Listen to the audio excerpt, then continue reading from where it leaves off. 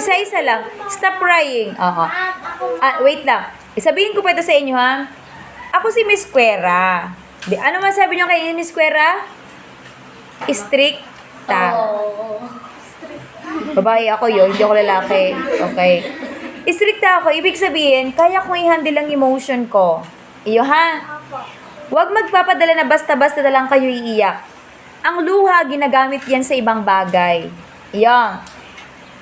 Ang luha, ginagamit yan para lumakas ka. Hindi yung magpaawa ka sa iba. Naintindihan?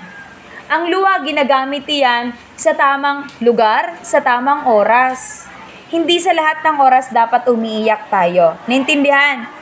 Hindi ka mananalong basta-basta naiiyak ka lamang. Iyo po. Kaya ngayon bilang grade 5 kayo, dalhin niyo yung ganyong attitude ko. Iyo, ha? Hindi sa lahat ng oras kailangan umiyak. Minsan kailangan mag-enjoy. Pasalamat ka kasi na-experience mo yung ganyang klase ng problema sa buhay. Yung iba hindi. Pagka meron kang na-encounter na iba-ibang problema, ibig sabihin din, mas magiging kang matatag. Mas magiging kang makusog. Taara mo kung paano mag-handle kang sarong sitwasyon. Naintindihan po? Yung iba na hindi marunong humawak ng sitwasyon, nagpapagaradan na sana. Kasi hindi nila kaya. Ang dapat ninyong matutunan, yung iba na-experience yung ganyong klaseng problema, o syempre ako din, may experience ko din. Pero masolve ko yan in a unique way. Ano yung unique? Kakaiba. Naintindihan mo? Kung siya umiyak, iyak din siya. Ako iyakin din si Miss Quera. Pero ayokong ipakita sa iba. Intindihan nyo? Kasi ang buhay ganun eh. Hindi mo kailangan magpadrama sa iba. Hindi mo kailangan iyak ng iyak. Be strong enough. Naintindihan mo? Ganyan ang diskarte ko sa buhay. Naintindihan niyo po? Oh. Kung kailangan may pag-usapan natin. Iyo po. Ang lahat nadadala sa tamang usapan.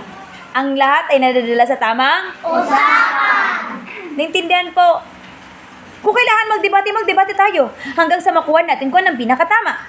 Kung kailangan yung laylo lang ng usapan, laylo lang tayong usapan. Naintindihan po? Opo. Kasi pag may iyakan, bias yan eh. Hindi siya fair pag may iyakan. Iyo. Kasi ang mangyayari na awa, hinahanap natin yung tama, hindi awa. Ano ba ang tama? Hindi awa. Naintindihan po? Ngayon, isolve natin ang ganyang problema. So, 5 minutes na. Hindi na galit ang bawat isa? Hindi na. Dagit ka pa, Trixie, ha? Ayusin ko to, ha? Kayong dalawa. Hindi na galit, ha? Okay. So, yun